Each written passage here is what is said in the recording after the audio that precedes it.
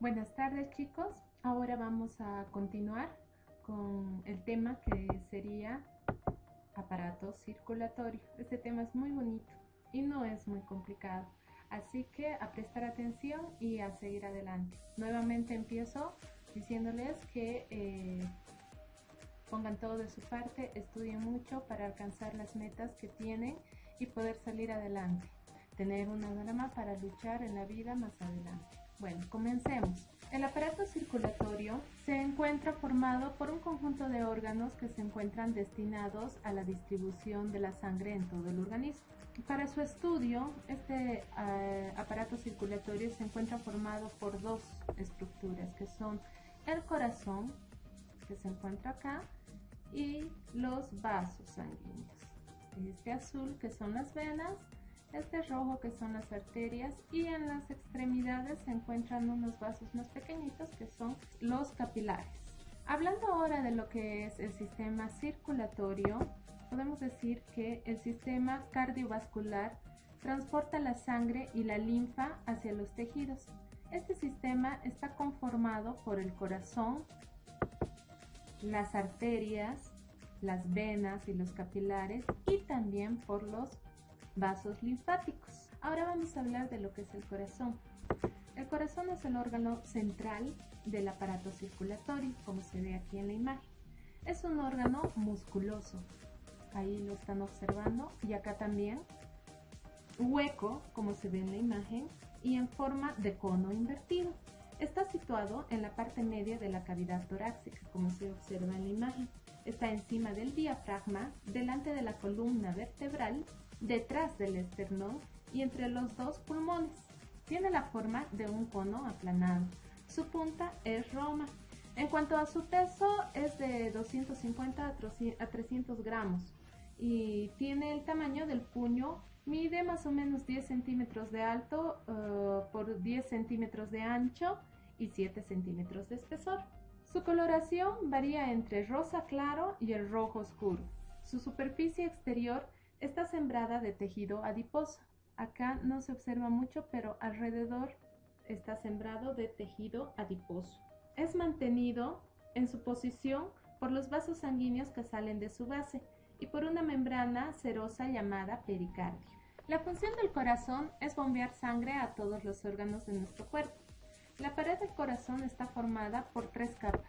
El pericardio, que se encontraría acá afuera, es la capa fibroserosa que rodea el corazón y el origen de los vasos que a este abocan. El miocardio, que es la parte central, es la capa media y más gruesa de la pared del corazón y está formada por fibras del músculo cardíaco, que ya habíamos hablado anteriormente. Y el endocardio, que es una membrana que tapiza la superficie interior del corazón. Existen dos endocardios, uno para el corazón derecho y otro para el corazón izquierdo. La configuración interna del corazón presenta cuatro cavidades. Las cavidades superiores, que serían las aurículas, y dos cavidades inferiores, que serían los ventrículos. Cada aurícula se comunica con el ventrículo a través de un orificio llamado aurículo ventricular, los cuales se encuentran provistos de una válvula. La del lado derecho se llama tricúspide y la del lado izquierdo es llamada mitral o bicúspide. Ambas válvulas son fibrosas y permiten el paso de la sangre en un solo sentido. A la aurícula derecha llegan las dos venas cavas, mientras que a la aurícula izquierda llegan las cuatro venas pulmonares. Del ventrículo derecho parte la arteria pulmonar, mientras que del izquierdo sale la arteria aorta.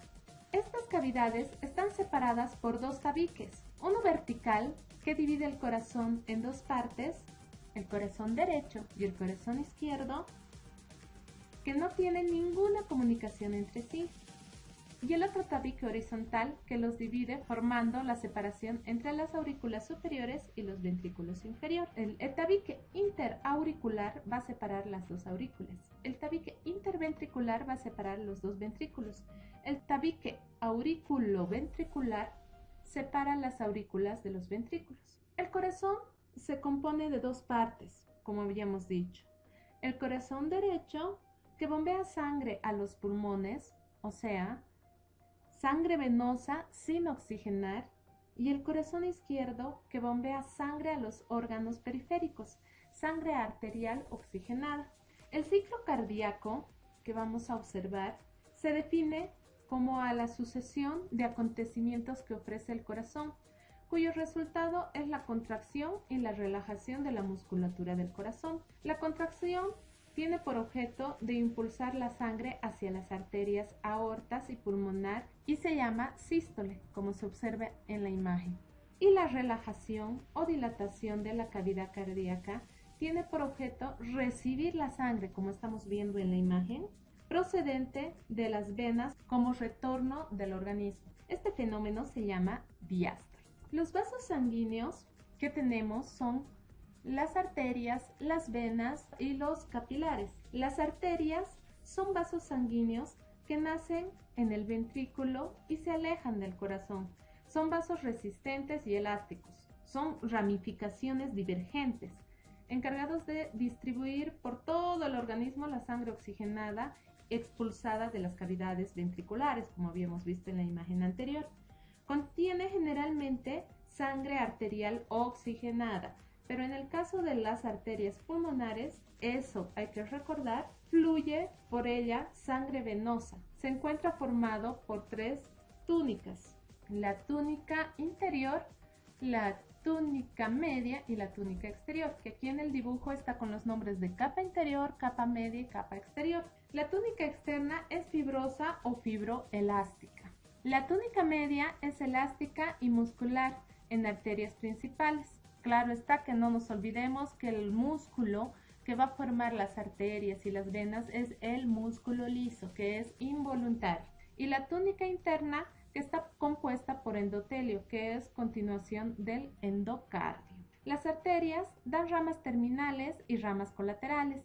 Las ramas más finas se llaman arteriolas, como estamos viendo acá en la imagen, que se comunican con vasos capilares que las unen al sistema venoso. Y después encontramos los capilares, que son los más delgados. Se presentan dos troncos arteriales o arterias grandes que salen de la base del corazón. La arteria pulmonar, que lleva sangre venosa hacia los pulmones para que allí se oxigene esta arteria. La arteria pulmonar, que es esta de acá, en color azul, que lleva sangre venosa hacia los pulmones, para que allí esta sangre se oxigene. Esta arteria nace del ventrículo derecho, como estamos viendo en la imagen. Se divide en dos ramas, una para cada pulmón. Es la única arteria que lleva sangre venosa, es decir, sangre que no está oxigenada. Y la arteria aorta, que es la que estamos viendo acá en color rojo, que transporta sangre oxigenada y lleva a todo el cuerpo. Esta arteria nace del ventrículo izquierdo. Las arterias principales que salen de la aorta son las carótidas, que van hacia la cabeza, las subclavias, que van hacia las extremidades superiores, las hepáticas, que van a ir hacia el hígado, las mesentéricas, que van a ir hacia el tracto digestivo, las renales, que van a ir hacia los riñones, las ilíacas, que van a ir hacia las extremidades inferiores. En la pelvis, la arteria aorta a su vez se va a dividir en ilíacas primitivas, que se dividen en ilíaca primitiva interna para los órganos del bajo abdomen y la arteria ilíaca primitiva externa para los músculos y las arteriolas femoral y popliteo, que luego se dividen en arterias tibial anterior, posterior, peronea, terminando en las arterias pédias. Esta aorta nace en el ventrículo izquierdo, como ya habíamos dicho. Esta se va a dirigir hacia arriba para formar el callado de la aorta, que es esta curvaturita que estamos viendo aquí en la imagen. Luego desciende hasta la pelvis, donde se divide y se originan las arterias ilíacas primitivas que habíamos mencionado ahorita. Por lo que en este sistema se distinguen tres regiones: la aorta ascendente, que es la que está subiendo, el callado de la aorta, que es esta curvatura que estamos viendo acá, y la aorta descendente, que es la que ya va a bajar. Ahora vamos a hablar de las venas. Las venas son conductos nerviosos de ramificaciones convergentes destinados a conducir la sangre desde los capilares al corazón, o sea, devuelven la sangre que el corazón ya ha botado. En ella, cierto número de válvulas que impiden que la sangre tome otro camino que no sea el retorno al corazón. Existen tres sistemas venosos: el sistema pulmonar, el sistema venoso general y el sistema portaabdominal. El grosor de las venas también varía de acuerdo a la cercanía al corazón. Las venas, según su ubicación, son venas superficiales, que van a ser las que corren por debajo de la piel formando una red cerrada y desembocan en las venas más profundas. Las venas profundas, adosadas a las arterias y siguiéndolas en todo su trayecto. Estas se las llaman venas satélites. Llevan el mismo nombre que las arterias y generalmente estas son dos que van a ir a acompañar a una arteria. También se pueden distinguir las venas pulmonares, estas que llevan sangre oxigenada, como se ve aquí en el dibujo, de los pulmones a la aurícula izquierda. Son dos para cada pulmón. La vena cava superior, que recoge toda la sangre venosa impura de la cabeza, brazos, parte superior del tronco, situado por encima del diafragma. El corazón derecho se forma por la unión de dos troncos brachiocefálicos. La vena coronaria recoge la vena del corazón y presenta la válvula de Tebecio. El sistema portaabdominal que habíamos mencionado, este va a empezar y termina en capilares. La vena porta resulta de la unión de dos venas coronarias, la espomática y la esplénica, que parten del vaso, y las mesentéricas superior e inferior, que parten de los intestinos. Estas cuatro venas se unen y forman un tronco común llamado vena porta. Esta vena termina en el hígado y se ramifica en capilares. Luego, estos capilares se unen y forman dos venas que son las llamadas venas suprahepática, que desemboca en nivel de la vena cava inferior. La vena cava inferior recoge sangre de las demás partes del cuerpo, se forma por unión de dos venas ilíacas primitivas y reciben las venas renales y las suprahepáticas y presentan las válvulas de Eustaquio. El sistema linfático se encuentra formado por vasos linfáticos y por los ganglios linfáticos. Este sistema linfático representa una vía accesoria para la que el líquido puede fluir desde los espacios intersticiales a la sangre. La función que tiene el sistema linfático es de drenaje y de defensa. Además, y lo que es más importante, los linfáticos arrastran proteínas y partículas grandes desde los espacios tisulares, ejerciendo una labor que no puede llevarse a cabo la absorción directa en los capilares sanguíneos. Este retorno de las proteínas de los espacios intersticiales a la sangre es la función esencial, sin la cual moriríamos en un paso de 24 horas. Los vasos linfáticos son los encargados de llevar la linfa hacia las venas. Son difíciles de distinguir por su estrecho calibre. Estructuralmente se parecen mucho a las venas. Los vasos linfáticos desembocan en dos troncos principales, la gran vena linfática y el conducto torácico. Los ganglios linfáticos son el punto de unión de los vasos linfáticos. En estos la linfa circula más lentamente y los glóbulos blancos se multiplican, o sea, se produce la inmunología. El ganglio presenta una hendidura, el ilio, por donde ingresan los vasos nutricios y salen los vasos linfáticos eferentes, llevando la linfa filtrada. La linfa es parte del plasma sanguíneo, que se difunde en los tejidos, que después de cargarse de sustancia producida por las células, entra a los vasos linfáticos por los cuales circula hasta incorporarse a la sangre venosa. Estructuralmente presenta una cápsula externa, folículos y senos linfáticos, formados por vasos aferentes y eferentes. El timo, como se ve aquí en la imagen, es un órgano linfático bilobulado. Es el sitio donde los precursores de los linfocitos proliferan y se diferencian en linfocitos T. Está situado adelante de la tráquea, entre los dos pulmones. Se compone de dos lóbulos. Cada lóbulo se compone de muchos lobulillos. Se trata de una glándula transitoria porque en el recién nacido es muy desarrollada y aumenta de volumen hasta los 14 años, pero se atrofia en la edad adulta. Su extirpación en la niñez causa excreción de calcio produciendo ablandamiento de los huesos y determinada deficiencia en los procesos nutricios, pero su extirpación en los adultos no causa ningún efecto. Sin embargo, es el sitio donde los precursores de los linfocitos prolifera y se diferencia a linfocitos T.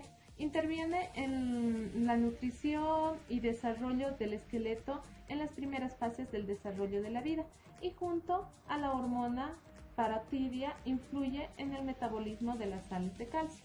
El vaso es un órgano linfático muy vascularizado. Entre sus principales funciones se encuentra almacenamiento de sangre, la hematopoiesis, la destrucción de hemátias y plaquetas, también tiene función de defensa, reacciona inmunológicamente frente a los anticuerpos. Los linfáticos son conductos membranosos. Entonces, los linfáticos son conductos membranosos cuya función es de recoger dos líquidos, la linfa y el quilo, para conducirlo al sistema venoso. Los vasos linfáticos, entonces, según su contenido, se denominan en vasos quilíferos y en vasos linfáticos. Los vasos quilíferos que van a conducir el quilo que viene de los intestinos y los vasos linfáticos que son los linfáticos ordinarios que conducen la linfa. Siguiendo su trayecto, los vasos linfáticos atraviesan unos órganos llamados ganglios y ahí van a drenar su contenido. La fisiología de la circulación es muy importante porque tenemos que saber que se distinguen dos tipos de circulación en nuestro organismo: la circulación pulmonar y la circulación general. La circulación pulmonar, llamada también circulación menor, y la circulación general, llamada también circulación mayor. La circulación mayor es la que transporta del ventrículo izquierdo del corazón a todos los órganos y la sangre y la regresa a la aurícula derecha. Es llamada también como circulación de nutrición, ya que está destinada a nutrir a los diferentes órganos. La circulación menor transporta la sangre del ventrículo derecho hacia los pulmones y retorna a la aurícula izquierda del corazón. Es llamada también circulación de hematosis, ya que es destinada a oxigenar la sangre. Ambos forman un círculo cerrado, como se observa aquí en la imagen. La sangre es una suspensión de células en una parte líquida llamada plasma sanguíneo. Las células que forman parte de la sangre son los glóbulos rojos, como vemos acá, los glóbulos blancos y las plaquetas. Las funciones que cumple la sangre pueden ser función respiratoria.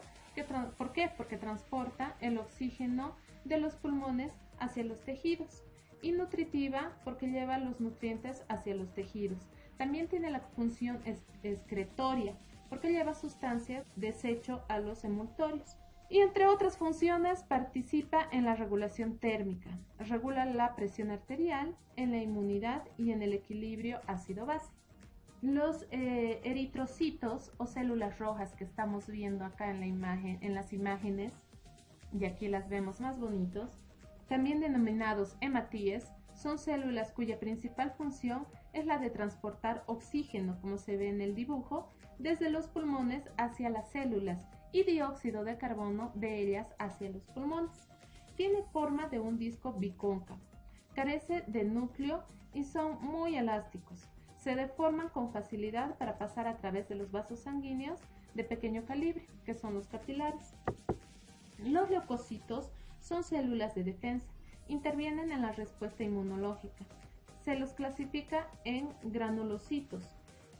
Estos granulocitos pueden ser los neutrófilos, eosinófilos y basófilos, y granulocitos, que serían los linfocitos y los monocitos. Los neutrófilos son los granulocitos más abundantes. Se caracterizan porque su núcleo presenta forma multilobulada, con 3 y 5 lóbulos irregulares, unidos por filamentos nucleares. Los neutrófilos presentan movimientos aneboideos y la capacidad de fagocitar. En el citoplasma se encuentran dos tipos de gránulos, los gránulos específicos y los gránulos azufolilos. Los eosinófilos se caracterizan por ser bilobulados, pero raras veces pueden presentar 3 lóbulos, con un citoplasma lleno de gránulos acidófilos fuertemente teñidos con colorante ácido. Y los basófilos, estos leucocitos Son escasos en circulación. El núcleo algunas veces se encuentra oculto por los gránulos basófilos. Los linfocitos, que son leucocitos de grupo de los agranulocitos, presentan un núcleo relativamente grande.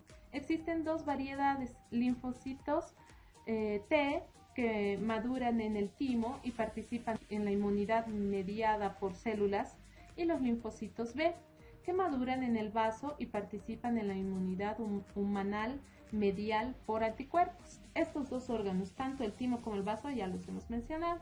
Y los monocitos son los leucocitos más grandes y se caracterizan por presentar un núcleo con aspecto reniforme. Solo están en circulación 3 días y se dirigen hacia los tejidos donde se los denomina histiocitos y participan en la fagocitosis bacteriana. Y las plaquetas, que son derivados de los megacariocitos, intervienen en la coagulación, retracción y disolución del coágulo. Son pequeñas células de un diámetro de más o menos 3 a 5 micras y carecen también de núcleo. Son las que participan en la formación de los tapones en la hemorragia, como se ve aquí, lo que permite la regulación de los tejidos. El plasma es la parte líquida de sangre en la cual los glóbulos se encuentran suspendidos y cumple 3 funciones importantes. Alimenta a cada célula de nuestro organismo, retira la sustancia de desecho de las células y contiene antioxidantes que evitan el desarrollo de microbios patógenos. Con esto estaríamos concluyendo con el sistema circulatorio. Vieron que no es complicado y que es muy bonito e interesante. Aquí, viendo las animaciones, nos vamos dando cuenta cuáles son las principales funciones de las células de la sangre y del sistema circulatorio. Bueno, espero les haya gustado. Concluimos con este tema y continuamos la próxima clase. Les deseo lo mejor, les pido que estudien y nos encontramos la próxima clase.